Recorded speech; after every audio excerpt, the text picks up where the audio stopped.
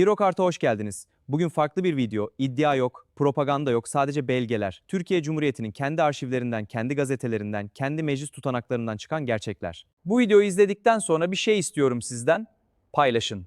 Çünkü bu bilgiler ders kitaplarında yok, ana akım medyada yok. Sadece böyle kanallar sayesinde ulaşabiliyor insanlara. Her paylaşım bir insanın bu gerçekleri öğrenmesi demek. Videoyu beğenin, kanala abone olun ve mutlaka paylaşın. Şimdi belgeler konuşsun. هون بخير هاتين كنالا ديروك آرت. فيديويا إيرو جوداية.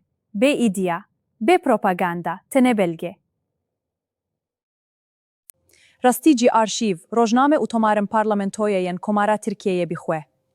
پشتی تماشا کرینا و ویدیویه از جوه تشتکتی خوازم. پارو بیکن. جی برکو او آگاهی دی پرتوکن درس دتونه. او دی مدیای سرکه دتونه. او تنه بیره کانالن وکی و دیگیهیجه میروان. Her parvekirin TVWat'ye ku kesek van rastiyan ferdi be. Videoya ejibandin bikin, bibin abone u beguman parve bikin. Niha bila belge biahiven. Bazen tarihi anlamak için yorum yapmanıza, büyük analizler kasmanıza hiç gerek kalmaz. Sadece arşivlere inmeniz yeterlidir. Bugün tam olarak bunu yapıyoruz. Yorum yok, duygu yok, sadece resmi belgeler konuşacak. Bu bir iddia ya da sonradan uydurulmuş bir propaganda falan değil. Bu, bizzat dönemin Türkiye Cumhuriyeti Adalet Bakanı Mahmut Esat Bozkurt'un 18 Eylül 1930 tarihinde açıkça kalabalıklar önünde söylediği bir söz. Diyor ki, Öztürk olmayanların bir tek hakkı vardır, o da hizmetçi olmaktır. Peki devletin en üst düzeyinde dile getirilen bu sarsıcı vizyon, resmi politika olarak sahada nasıl uygulandı? Gelin meclis tutanakları ve kanun maddeleri üzerinden adım adım gidelim. Birinci dosyamızı açıyoruz. 1925 Şark İslahat Planı. Tarih 24 Eylül 1925. Elimizdeki bu belgenin tam adı Şark Islahat Planı. Bakın, bu öyle alt kademelerde hazırlanmış sıradan bir taslak değil. Bizzat Başbakan İsmet İnönü başkanlığında toplanan ve dönemin en güçlü isimlerinden oluşan Şark Islah Encümeni tarafından hazırlanmış. 1925 Şeyh Said isyanının hemen ardından bölgenin demografik ve kültürel yapısını devletin yeni vizyonuna göre radikal bir biçimde şekillendirmek için tasarlanmış dev bir mühendislik projesi bu. Planın özellikle 14. maddesi çok çarpıcı. Belgede Malatya, Elazığ, Diyarbakır, Bitlis, Van, Muş, Urfa diyerek uzayıp giden bir iller listesi var ve ardından aynen şu ifadeler yer alıyor. Hükümet ve belediye dairelerinde, mekteplerde, çarşı ve pazarlarda Türkçeden başka dil kullananlar cezalandırılacaktır. Dikkatinizi çekerim, sadece resmi kurumlar, okullar falan değil, sokağın, ticaretin tam kalbi olan çarşı ve pazarlarda bile Kürtçe konuşulmasının yasaklanmasının resmi miladı tam olarak bu maddedir. Şimdi biraz ileri gidelim. İkinci dosya 1934 tarihli Kültürel Silinme ve İskan Kanunu. 1924 Anayasası ile temelleri atılan bu tek dil politikasının sokaktaki yansıması gerçekten çok sert oldu. 1930'lara geldiğimizde ünlü Vatandaş Türkçe Konuş kampanyası devredeydi. Doğudaki belediyeler sokağa çıkan ve Kürtçe konuşan halka kelimenin tam anlamıyla vaka başına para cezası kesiyordu. O dönemin ekonomik şartlarını bir düşünün. Bir belediye katibinin ayda sadece 20 lira maaş alabildiği, bayram harçlığının 1 kuruş olduğu bir dönem. Yani kamusal alanda ana dilini konuşmanın cezası öylesine ağırdı ki, bu idari yaptırım insanları zorla, ekonomik bir baskıyla dilsizleşmeye itiyordu. Ve geldik asimilasyonun hukuki olarak zirveye çıktığı kanuna. 14 Haziran 1934 tarihli 2510 sayılı İskan Kanunu. Yasanın 11. maddesinin A bendi kelimesi kelimesine şöyle diyor. Ana dili Türkçe olmayanlardan toplul olmak üzere yeniden köy ve mahalle, işçi ve sanatçı kümesi kurulması yasaktır. Yasa koyucu burada tam olarak ne yapıyor? Ana dili Türkçe olmayanların bir araya gelmesini, topluluk oluşturmasını ve hatta geçinmek için belli meslek dallarında ustalaşmasını bile kanunla düpedüz yasaklıyor. İşte bu yasal altyapı 10 yıllar sonra 1983 yılındaki 2932 sayılı yasayla Kürtçenin tamamen yasaklanmasına giden o uzun sürecin ana omurgasıdır. Peki sokakta ve mecliste bunlar olurken basın bu sırada ne yapıyordu? Üçüncü dosyamız 1930 dönemi basınının kullandığı propaganda dili. 1930 yılındaki Ağrı isyanı ve Zilan operasyonları günlerinde dönemin büyük gazetelerinin attığı manşetlere baktığınızda devlet politikasının medyaya nasıl doğrudan yansıdığını görüyorsunuz. 13 Temmuz 1930'da Cumhuriyet Gazetesi kocaman bir "temizlik başladı" manşeti atıyor. Akşam Gazetesi kafası kılıçla kesilmiş bir yılan karikatürü çizip "Şark'taki Şakirler imha edildi" diyor. Vakit gazetesi ise 17 Temmuz'da eşkıya çekirge mücadelesi usulüyle tepelendi ifadesini kullanıyor. Dikkat edin, devasa askeri operasyonlar halka bir temizlik, bir hijyen faaliyeti gibi sunulurken, hedefteki insanlar da haşere, yılan, çekirge gibi biyolojik metaforlarla tanımlanıp tamamen insan dışılaştırılıyor. Hatta aynı günlerde Cumhuriyet Gazetesi'nin muhabiri Yusuf Mazhar, bizzat cepheden geçtiği haberinde durumu şu dondurucu ifadelerle raporluyor. Buradaki harp pek müthiş bir tarzda cereyan etmiştir.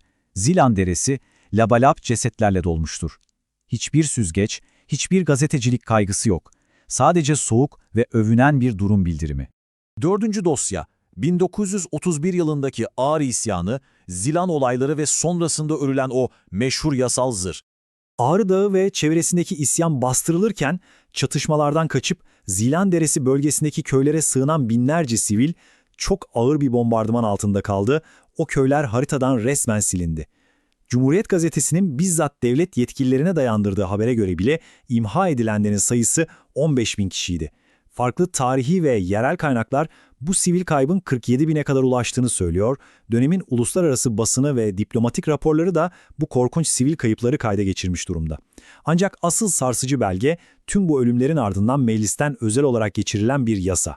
Bu belge 20 Temmuz 1931 tarihinde resmi gazetede yayımlanan 1850 sayılı kanun. Bu kanun tamamen sivil ve askeri yetkilileri, koruyucuları ve milisleri yasal olarak koruma altına almak için özel olarak kaleme alındı. Kanunun 1. maddesi o kadar net ki üzerine söz söylemeye gerek kalmıyor. Erciş, Zilan ve Ağrı Dağı havalesindeki askeri kuvvetler ve devlet memurları tarafından işlenmiş eylemler için yasa tam olarak şunu emrediyor. Gerek müstakilen ve gerekse müştereken işlenmiş efal ve hareket suç sayılamaz. İnanılmaz değil mi? Yani devlet o bölgeyi fiilen serbest bir atış alanı ilan etmiş ve işlenen katliamların, fiillerin mahkemelerce asla suç olarak değerlendirilemeyeceğini kanuna bağlamış. Tamamen kusursuz bir cezasızlık zırhı inşa edilmiş. 5. ve devlet mekanizmasının en tepe noktalarından birine, yani 1935 Tunceli Kanunu ve Dersim'e geliyoruz. Tarih 25 Aralık 1935. Meclis, Tunceli vilayetinin idaresi hakkında kanunu, yani o kritik 8884 sayılı yasayı kabul ediyor. Bu yasayla 4. Umumi Müfettişlik kurularak bölgenin adı Dersim'den Tunceli'ye çevriliyor. Ama buraya atanan kişi sıradan sivil bir vali falan değil, olağanüstü askeri ve sivil yetkilerle donatılmış kor general rütbesinde bir vali ve komutan. Yani dönemin resmi tabiriyle bir kor komutan. Peki bu kanun ne anlama geliyordu? Bölgede normal hukuku, o bildiğimiz yargı sürecini tamamen askıya almak demekti. Atanan kor komutan, Türkiye Cumhuriyeti Anayasası'nda yalnızca Türkiye Büyük Millet Meclisi'ne ait olan o çok kritik idam cezalarını doğrudan onama yetkisini tek başına elinde tutuyordu. Yargılananların avukat tutma hakları sınırlandırılmıştı. Dahası komutan hiçbir mahkeme kararı olmadan sadece emniyet gerekçesiyle aileleri bölge içinde başka yerlere sürebilir, evlerinde yaşamalarını yasaklayabilirdi. Bu mutlak gücün sonucunda on binlerce sivil hayatını kaybetti, binlercesi yurtlarından edilip batıya sürüldü. Hatta bu devlet operasyonunun vahameti yıllar sonra 2011 yılında dönemin Başbakanı Recep Tayyip Erdoğan'ın eğer devlet adına özür dilemek gerekiyorsa ben özür dilerim şeklindeki resmi kabulüyle de devlet kayıtlarına geçmiş oldu. Son dosyamız, tüm bu belgelerin bize gösterdiği sistemin kısa bir özeti. Tüm bu incelediğimiz kronolojiye bir bütün olarak bakın. 1925'te Şark İslahat Planı'yla çarşı pazar dahil her yerde dil yasaklandı. 1927'deki Nakil Kanunu'yla hedefteki aileler zorla batıya sürüldü. 1931'deki 1850 sayılı kanun ile askeri operasyonlardaki katliamlara tam teşekküllü bir yasal kalkan getirildi. 1934 İskan Kanunu'yla ana dili Türkçe olmayanların bir araya gelmesi ve belli meslekleri yapması düpedüz suç sayıldı. 1935'te ise Tunceli Kanunu'yla tek bir generale koca meclisin idam yetkisi devredildi. Yani Adalet Bakanı Mahmut Esat Bozkurt'un en başta 1930'da açıkça ifade ettiği o söz aslında sadece anlık bir demeç değildi. O söz işte tam da bu yasalar aracılığıyla her yıl adım adım sahada bizzat kanunlaşarak uygulandı. Bütün bunlar kulaktan dolma iddialar, dedikodular falan değil. Bunların hepsi bizzat Türkiye Cumhuriyeti'nin kendi arşivlerinden, kanun maddelerinden, resmi gazetelerinden çıkardığımız belgeler. Bugün hiçbir şeye yorum katmadık. Tarihin bizzat kendisi konuştu. Bizler tarihi olayları sadece resmi belgelere dayanarak araştırmaya ve bu çıplak gerçekleri sizlere aktarmaya devam edeceğiz. Eğer siz de gerçeklerin kayda geçmesini önemsiyorsanız Dirokart kanalına abone olabilir, bu belge incelemelerini paylaşarak daha çok insana ulaşmasını sağlayabilirsiniz. Bir sonraki dosyada görüşmek üzere. Tarihi bilmek geleceğine yön verebilmektir. Bugün size sunduğumuz belgelerle yola çıkarak yarın ne yapmanız gerektiğini düşünün, fikirlerinizi yorumlara yazın. Zanina dîrok eşiyana şekildana peşe roja wê ye. Bîkaranîna belgeyên ku em îro pêşkêş dîkin, bi fikirên kedî vê hûn sîbê çî bîkin. Ramanên xwe di şîroveyan de parve bîkin.